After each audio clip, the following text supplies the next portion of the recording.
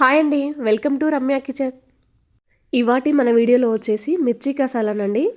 ఈ మిర్చి కసాలన్ non veg బిర్యానీలోకైనా, veg బిర్యానీలోకైనా, జీరా రైస్‌లోకైనా, లేకుంటే పలావ్‌లోకైనా కూడా చాలా బావుంటుందండి. మీరు నార్మల్ రైస్‌లోకైనా కూడా ఈ మిర్చి కసాలన్ టేస్ట్ చాలా బావుంటుందండి. ఇంకా ఏ బిర్యానీలోకైనా ఇది మరింత టేస్టీగా ఉంటుంది. ఈ మిర్చి కసాలన్ చేయడం అంత కష్టమైన పనేం కాదండి. ఈజీగానే ఇంట్లో తయారు చేసుకోవచ్చు. పెద్ద ప్రాసెస్ ఏం పట్టదు. వీడియో స్కిప్ చేయకుండా చూడండి. ఈజీగా అర్థమవుతుంది మీకు కూడా. ఇప్పుడైతే మనం ప్రాసెస్‌లోకి అయితే వెళ్దామండి ఫస్ట్ ఒక కడాయి తీసేసుకొని గ్యాస్ అనేది సిమ్‌లో పెట్టేసుకోండి.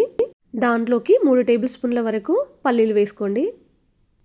పల్లీలు కొంచెం వేగనివ్వండి. ఇలా వేగిన తర్వాత ఒక 2 టేబుల్ స్పూన్ల వరకు ఎండి కొబ్బరి తీసేసుకోండి.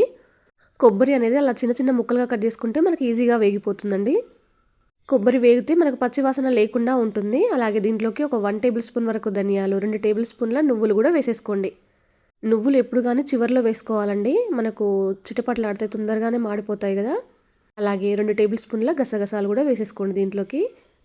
మీకు గసగసాలు లేకపోతే స్కిప్ చేయండి. ఇలా అన్నీ వేసుకొని ఒక నిమిషం పాటు ఫ్రై చేసుకోండి. చూడండి ఆ విధంగా ఫ్రై చేసుకుంటే మనకు సరిపోతుందండి. ఇలా ఫ్రై అయితేనే మనకు మసాలా అనేది చాలా టేస్టీగా వస్తుందండి. మసాలాతోనే కర్రీ బావుంటుంది. దీంట్లోకి చివర్లో కొంచెం 1 టేబుల్ స్పూన్ వరకు జీలకర్ర వేసేసుకోండి. జీలకర్ర మామూలుగా వేయించితే సరిపోతుందండి. అంత బాగా వేయించనవసరం లేదు. జీలకర్ర బాగా వేగితే మనకు ఆ ఘాటు అనేది తెలియదు.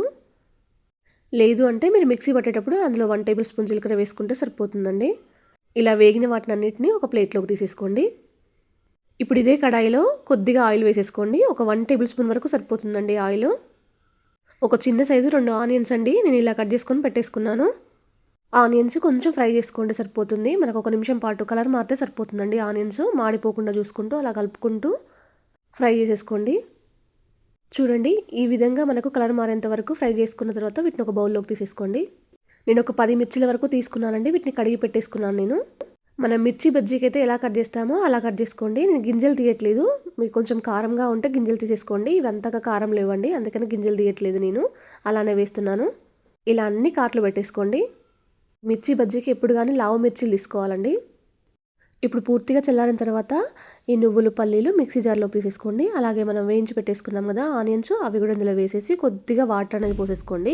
మరీ ఎక్కువగా అవసరం లేదు. కొంచెం వాటర్ అనేది పోసేసుకొని మెత్తగా మిక్సీ పట్టేసుకోండి.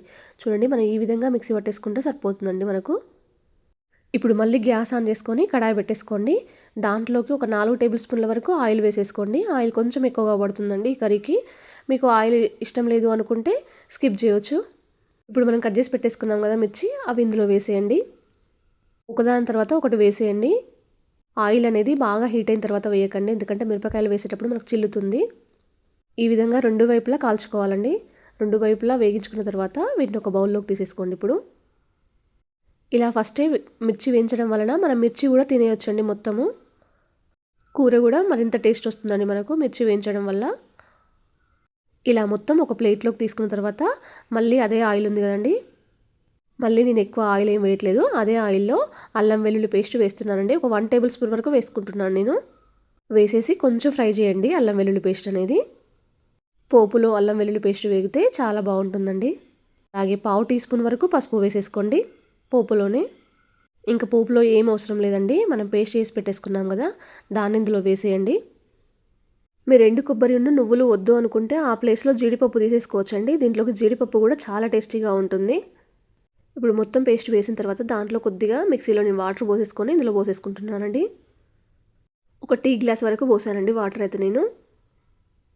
ఇప్పుడు దీంట్లోకి ఒక 2 టేబుల్ స్పూన్ల వరకు కారం వేసుకుంటున్నానండి నేను. మీరు కారం ఎంత తింటారు అనే దాన్ని బట్టి చూసి తీసేసుకోండి. మనకి ఎంబటే అడుగంటుకుంటుందండి. అందుకని కలుపుకుంటూ ఉండాలి. గ్యాస్ అనేది సిమ్లో పెట్టేసుకోండి. ఎందుకంటే గడ్డగా అవుతుంది మనకు. అలాగే దీంట్లోకి ఒక 1 టేబుల్ స్పూన్ వరకు సాల్ట్ వేసుకుంటున్నానండి నేను. చింతపండు రసం అండి, ఒక కప్పు వరకు వేసుకున్నాను నేను. దీంట్లోకి చింతపండు రసం కూడా చాలా బాగుంటుందండి. అలాగే గరం మసాలా కూడా ఒక హాఫ్ టీ స్పూన్ వరకు వేసేసుకోండి. మీరు కావాలంటే చింతపండు మిక్సీకి కూడా వేసేసుకొని ఇందులో వేసుకోవచ్చండి.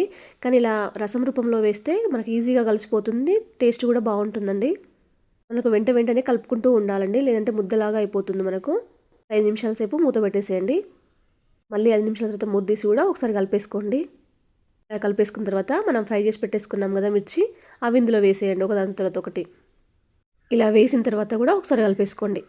మీకు కొంచెం చిక్కగా కావాలనుకుంటే వాటర్ పోయనవసరం లేదండి. ఇంకొంచెం పల్చగా కావాలనుకుంటే కొంచెం వాటర్ యాడ్ చేసుకోవచ్చు ఇప్పుడే.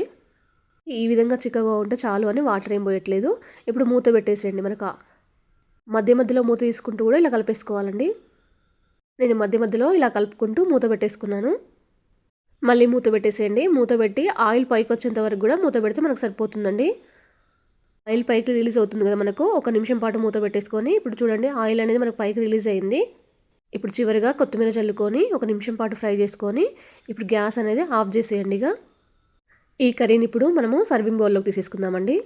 ఈ కర్రీ వేడివేడిగా ఉన్నప్పుడు తినడం కంటే కొంచెం ఒక 1 అవర్ తర్వాత తింటే చాలా టేస్టీగా ఉంటుందండి మిర్చి కసాలను. ఎందుకంటే మిర్చికి మసాలా అనేది బాగా పడుతుంది. అంతేనండి, ఎంతో టేస్టీగా ఉండే మిర్చి కసాలన్ తయారైపోయిందండి. ఈ వీడియో మీకు నచ్చినట్టయితే మీ ఫ్రెండ్స్కి, రిలేషన్కి షేర్ చేయండి.